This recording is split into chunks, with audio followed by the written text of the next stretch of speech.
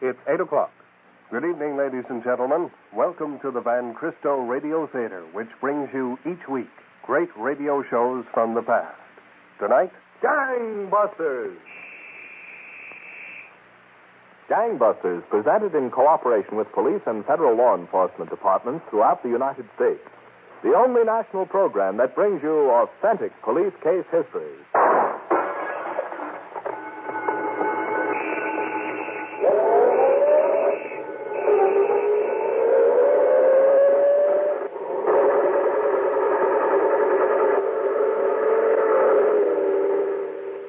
A brief reminder to stay tuned to the end of tonight's episode for a very special contest and announcement. And now enjoy tonight's presentation on Van Cristo Radio Theater. Gangbusters presents Louis J. Valentine, former commissioner of the largest police force in the world, who will interview by proxy Lieutenant Tom McGrath, Chicago Police Department, retired. Commissioner Valentine. Lieutenant McGrath, I know Winslow Urban terrorized the Midwest for years. Yes, Commissioner Valentine. To Winslow Urban, crime was a big business. Where others sought thousands, he went after millions. Urban was so cunning and so daring that on one occasion he was able to rob hundreds of families of their life savings at one blow. And that's tonight's case, Lieutenant McGrath. Where would you like to begin? A few months ago in Chicago, Commissioner, a slender, wiry man named Lou Morgan was keeping an appointment in a large gymnasium where prize fighters exercised and trained.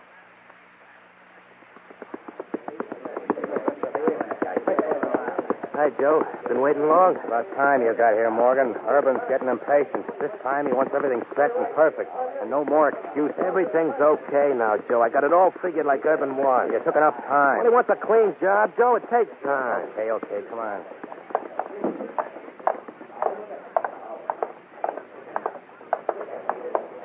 Urban in the back room here? Yeah, he's getting a rub down. Let's go in.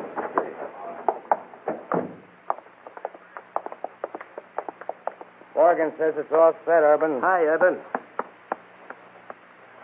Fill it, Morgan. It works. What are you waiting for? Urban, I'm trying to rub down guy. He's deaf and dumb. I tell you. Oh, look, Urban, I'm the front man. I can't take no chances. Just tell me, I tell you. Okay, I tell you. That's enough rubbing, Mickey. See? You can't hear nothing. Look, I'm a nervous guy, Urban. Okay. Joe, send Mickey out of here. Hey, Mickey. Urban says that's enough rubbing for now. You should come back later. Yeah, later.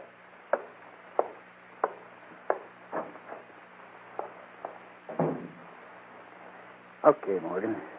What's it look like? It's an easy mark, Urban. Ought to be $200,000. I told you to find out about the burglar alarm. I did. Well? No burglar alarm. How do you know? Well, that's what took me so long. Like I told you before, the place looks like a business office, see? But they got a big vault with a tin door. Some people don't like to keep money in a bank, so they rent safe deposit boxes from this office. They got hundreds of boxes. How do you know there ain't no burglar alarm? They got a watchman instead. He lives upstairs over the office. Me and him, pals. I made friends with the guy, see? We take a walk, have a couple of beers, and before you know it, I got the layout of the whole vault. The same as if he handed me the blueprint.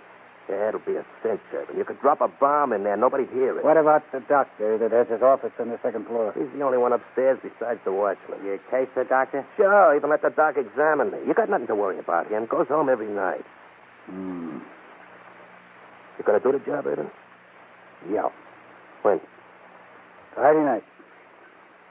Then I guess I'll blow out of town for the weekend. You want your 10%.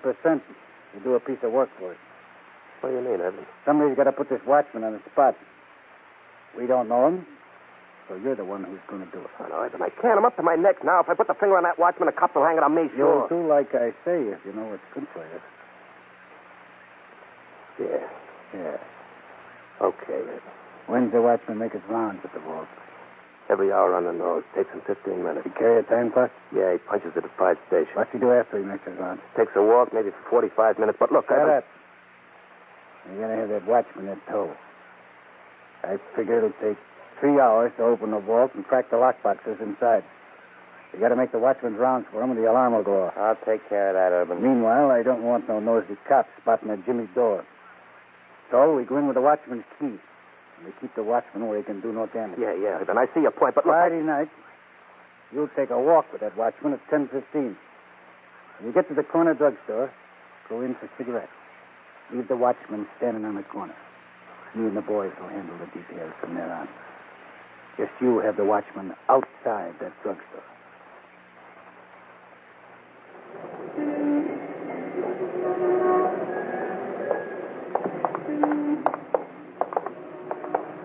Say, I hope you didn't mind walking down here by the drugstore. No, it suits me as long as we're walking. Okay. You know, walking's why I like being a night watchman. Yeah? You can go out for air, between rounds. Well, I just want to step in here for a minute. Okay, let's go. No. All I want is cigarettes. You wait here a minute, huh? Oh, wait, come to think of it, I need cigarettes myself. Oh, yeah? Well, Yeah. Okay, what do you smoke? I'll get them for you. Oh, now, listen, I couldn't let you do that. I'll come on Oh, in. what's a pack of cigarettes? Just stay here a minute. I'll bring you some out. Okay, miss. Okay with me.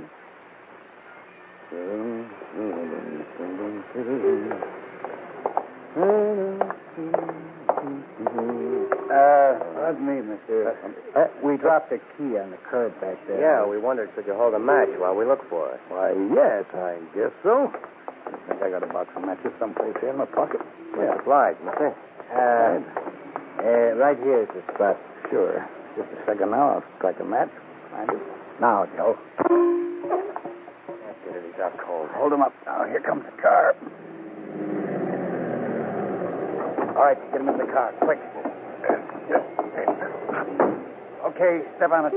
Head for the vault.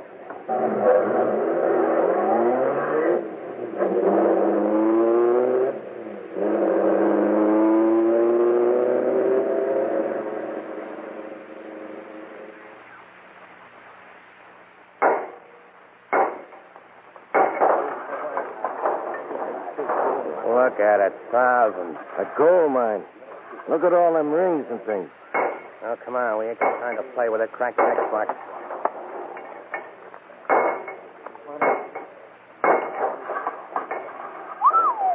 What a haul. Am I seeing right? $100 bills. Joe, Yeah, Urban. come here. Keep on cracking them boxes, boys, while I see what Urban wants.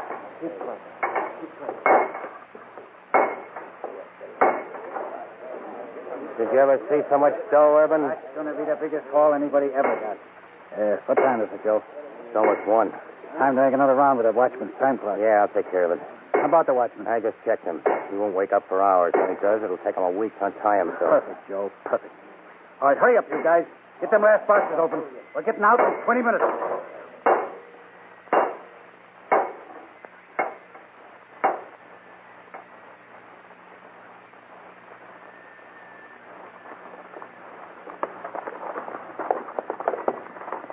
Looks like whoever broke into this vault made quite a haul, doesn't it, Sergeant?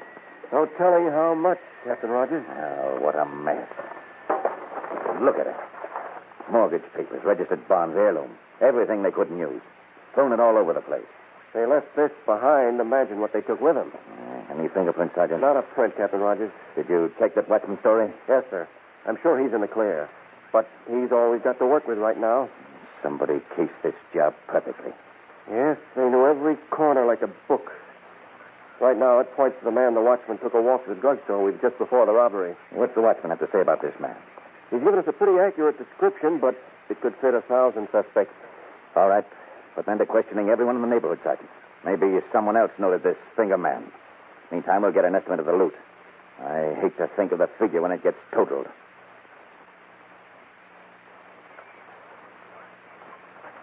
Stop playing them rings and things, Joe. I'm trying to add. Boy, oh boy, what'd that take? How much, Urban? How much? Let me check the figures now. Let's see. Currency, coins, negotiable bonds, jewelry. 8, 13, 22, 30, 38, 60, 44. How much, Urban? How much? Just a second, wait a minute. There. Take a look. 300 grand. Take another look, Joe. 300. Oh, 3,000. You're kidding. No. That's the total. $3 million. Yeah. 3 million plus a couple of thousand and all that jewelry. I didn't think there was that much dough in the world. There was in them tin boxes. And we got it. Yeah. Joe. Don't bother me. I'm dreaming about spending my cut. That's what I want to talk about. What do you mean? That's already settled. Look, Joe, a $3 million score makes this dough the hottest stuff in the country. So we can't let the boys push it out too freely. No? My idea is everybody takes $15,000 apiece and we pack the rest away until it cools off. Who packs it away? Who's the boss? You. Then I take care of the money until we split the balance. I know, Eben. I know. You think I'm crazy enough to blow out with all this dough? The boys would cut my head off. And I'd be there with the sharpest knife. Okay, so it's settled. Each takes $15,000 and I pack away the rest. It's settled, Urban. But don't forget what I said. About the sharpest knife? Yeah. $3 million. Why, that little punk Morgan. He had the right dope. You got to give him credit. Yeah. Morgan's in for casing this job. It's 10%. You know what 10% of $3 million is? $300,000. So what? $300,000 is a lot of dough. More than we expected from the whole job. He earned it. What business a punk like Morgan got with $300,000? It's dangerous. For him? For us. He tosses that dough around, he gets picked up. Cops make him sing and we fry. You can't spend no $3 million in Joliet. So we give him peanuts. We give him nothing, Joe. He's front man, and sooner or later the cops will nab him. When a copper says boo, a punk like Morgan sings. You mean we got to give him the business? Yeah, the business. But make sure it's a clean job. Morgan's out of town now, setting up his alibi. He'll be back Monday for a split. You and the boys will see that he gets it. Between the eyes. Not 24 hours after Urban robbed the vault, Commissioner Valentine, he was planning to dispose of the weakest member of his gang. Lieutenant McGrath, we're all anxious to hear what happened next in this thrilling case. We'll return to tonight's episode of Gangbusters on Van Cristo Radio Theater in just a few moments. In the recently completed 10th Annual Francis W. Hatch Awards competition, sponsored by the Advertising Club of Greater Boston, Van Cristo Associates won first prize for excellence in radio advertising. This highly coveted award was given to Van Cristo for the agency's radio commercials for the books The Military Industrial Complex and The Same Sex, published by Pilgrim Press. We're sure the many listeners of Van Cristo Radio Theater would like to hear these prize-winning commercials. Last week we played for you The Military Industrial Complex. Tonight we'll play The Same Sex. Alabama, 2 to 10 years. Connecticut, 30 years. About 37% of all males have had at least one overt homosexual experience. Georgia. When a homosexual is undesirably discharged from the Army, we notify the local police. Maine. The same sex? Massachusetts. The term homosexual is dehumanizing. New Hampshire. And men are more easily murdered if their full humanity is 5 ignored. years or both. The gay bar is, well, it's a sexual market. If you know what to watch for in a gay bar, 7 to 20. Same sex? Vermont.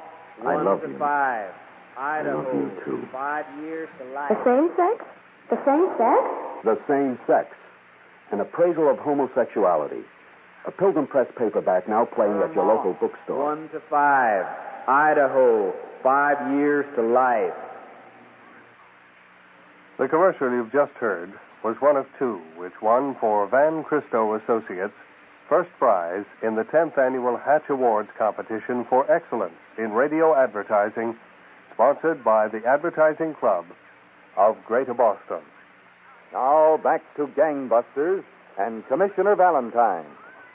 Lieutenant McGrath, Winsome Urban had given instructions to his gang to murder Lou Morgan, the man who led Urban to the $3 million loot. What happened next? Well, Chicago detectives questioned hundreds of people, Commissioner Valentine, to uncover even the smallest lead to the man who cased the vault for the gang.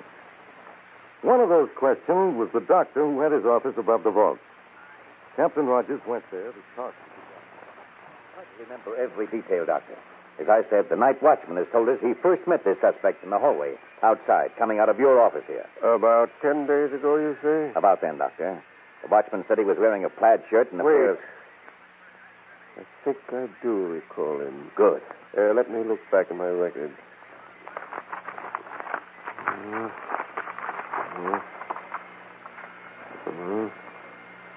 Here. February 2nd, J.L. Smith. Well, he'd use a phony name. I'm certain this is the man. You examined him? Thoroughly. He complained of feeling sick. Was he? Well, I could find nothing wrong. Hypochondriac type. Well, tell me, when you were examining him, Doctor, did you notice anything about him? Any peculiar scars or marks? Oh, yes. He did have a tattoo. Bathing beauty tattoo. Where? The left forearm. Good. I noticed the tattoo while taking his pulse. Yes. Any other marks, Doctor? An appendectomy. Good. How about his teeth? I recall several molars missing. He wore a dental bridge. Perfect. Thanks very much. I hope I've been helpful, Captain. Doctor, you don't know how helpful you've been. This was a professional job. The men involved probably have records. That tattoo, the appendectomy scar, and the missing teeth are distinctive clues. They may lead us to these criminals. Identification Bureau to Captain Rogers. Have checked cross-file system for known criminals with 1 bathing beauty tattoo, 2 appendectomy scar, 3 missing molars and dental bridge. Results, 7 known criminals answering general description and having those marks. Sending these criminals' records to your office at once.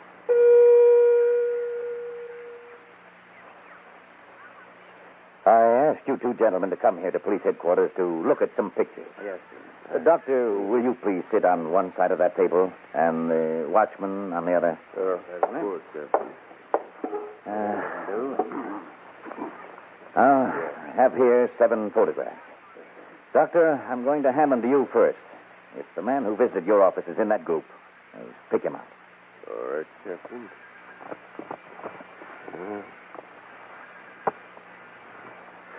Here, Captain. This one. All right, I'll just make a note of that number. Thank you, Doctor. Now, I'm going to shuffle these same pictures a bit and hand them to the watchman. Yes, sir. Now, sir, see if the man who went walking with you on the night of the robbery is any one of these 7 men. Yes, sir. I'll try, Captain.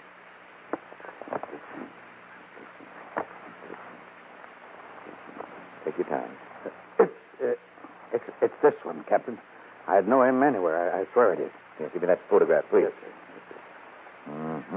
Number 45682. Lou Morgan. It seems you gentlemen agree. I knew him. I know him and Thank you, gentlemen, for your cooperation. I'll assign the entire robbery and burglary squad to get a line on this Lou Morgan at once.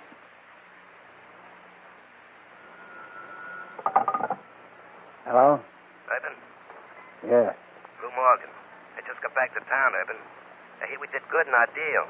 Good enough. I hear it was in 7 figures. Yeah. So what? Terrific.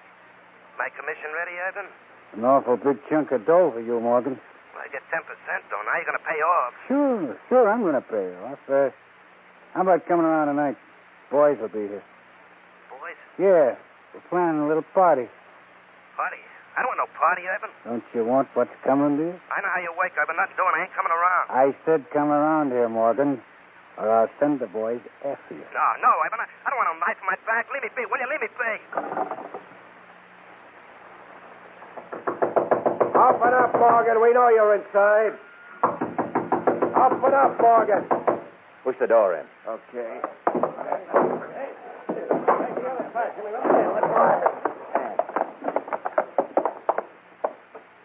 You don't seem to be here. The closet. Keep your gun ready.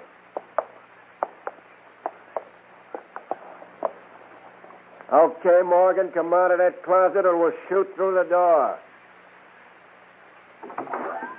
Grab him. No. Look, honest, I won't squeal. Tell her, will you? Come, let's keep the door. I don't want any dough, honest. I don't want any dough. Swarming, Morgan. Look, I don't want to die, please. I don't want to die. Tell her, but I'll hit the road. I don't want any dough. See, listen. Hey, who are you guys? They didn't send you, did he? You're coppers. Yes, Morgan, we're police officers. What were you saying about Urban? Urban? I don't know any such guy. No? Well, you've told us what we want to know, Morgan. Take him downtown, Sergeant.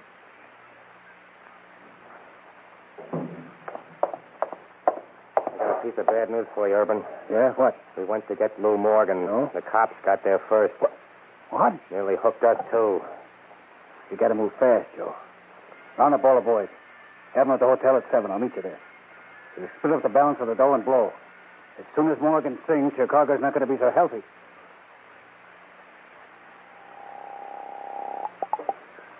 Sergeant Thompson speaking. This is Captain Rogers, Sergeant. You get any more out of Morgan? Not yet, Captain, but he'll talk in time. We can't wait, Sergeant. As soon as word of Morgan's arrest spreads, that gang will scatter to the four winds. The loot with them. We'll get Urban, Captain. We'll work day and night until we do. Well, it's important to recover the loot, too, Sergeant. Hundreds of people have lost their life savings. Now, you check every place Urban's been seen. Couldn't carry $3 million around with him. Must be hidden out someplace. Find it.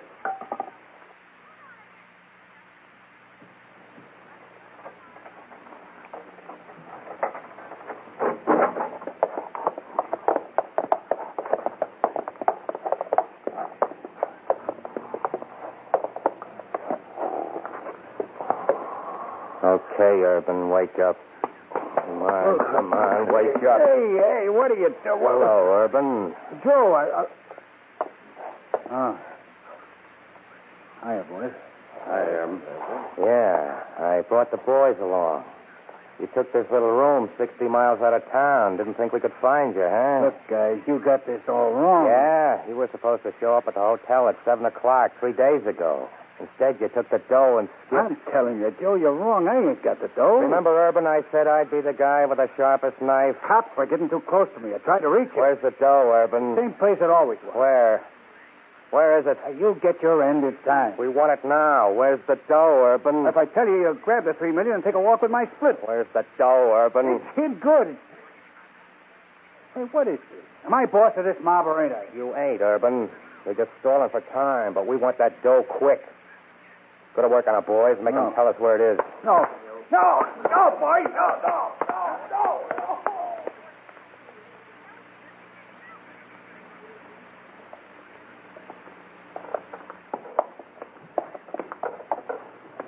I tell you, Joe, we shouldn't have killed Urban till we got our hands on the dough. He wasn't lying about the dough being up here in this attic by the pipe. Are you sure? After that workout we gave him, Urban wasn't telling no lies to us. Okay, Joe. You're the boss. For now, anyhow. All right, you guys. When we go in the attic, no noise, no lights. The dough's in a tin box under the floor by a pipe. Now, I don't want myself cut to pieces and dumped in a ditch like Urban. So we split the dough right here. Okay? Okay, mate. Open the door. Quiet now. That's the corner over there.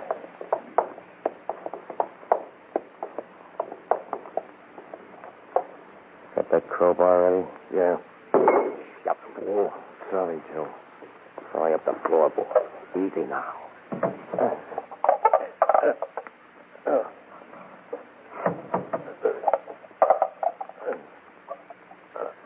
You see it yet, Joe? Not yet. It's here, though. We shouldn't have knocked Urban off yet.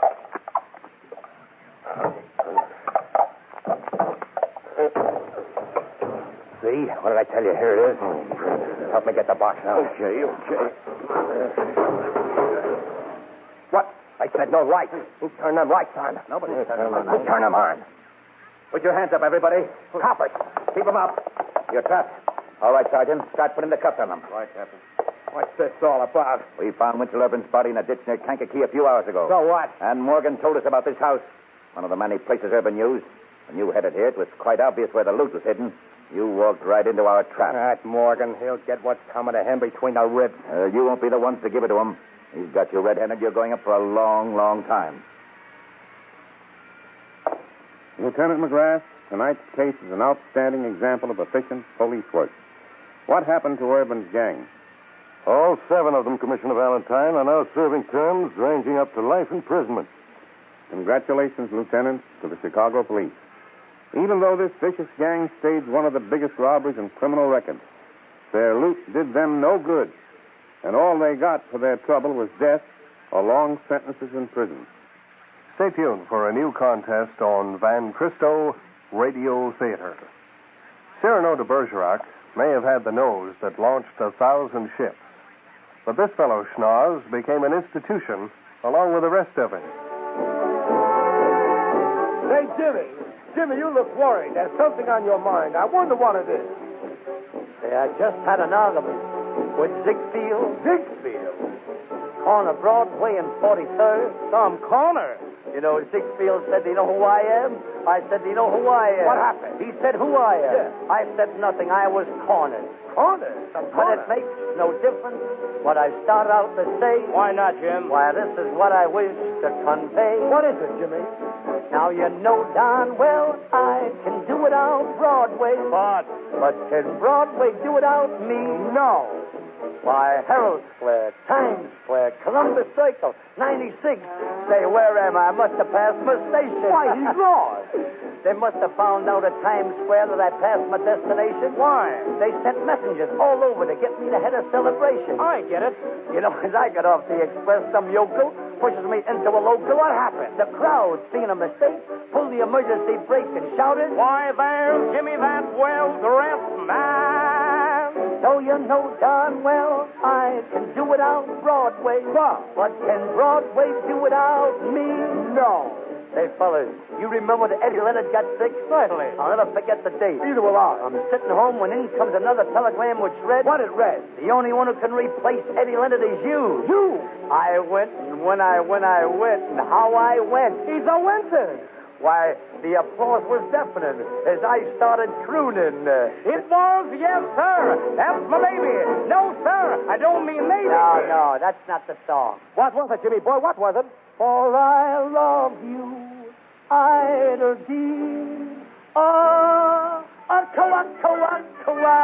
Duck. Yes, sir. The famous Inka-Dinka-Doo man, Jimmy Durante, back in the days of the Clayton, Jackson, and Durante trio. Can Broadway do without me?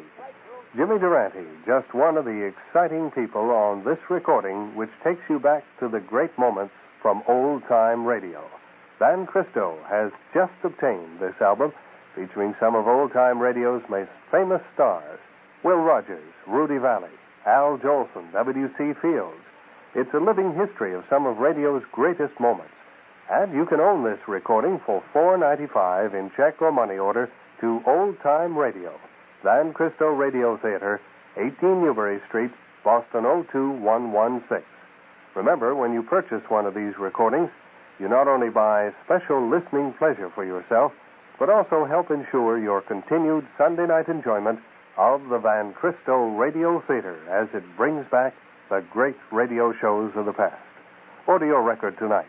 $4.95 in check or money order to Old Time Radio, Van Christo Radio Theater, 18 Newbury Street, Boston 02116. And now our special new contest, as we promised. Now we're making it easy for you to be eligible to win a free copy of Orson Welles' famous production, The War of the Worlds. Anyone can play the Van Christo Radio Buff game. And last week, Ann Simpson of Buckman Drive in Chelmsford was among those who played, and she won. She'll soon be receiving her copy of The War of the Worlds, Orson Welles' famous radio production of H.G. Wells' classic. To be eligible to win your copy of The War of the Worlds by Orson Welles, all you have to do is send a card with your name and address to Van Christo Radio Theater, 18 Newbury Street, Boston 02116. That's a postcard with your name and address to Van Christo Radio Theater, 18 Newbury Street, Boston 02116. One winner will be drawn from all cards received, and we'll announce the winner's name next Sunday night. But hurry and send your card. That winner might be you.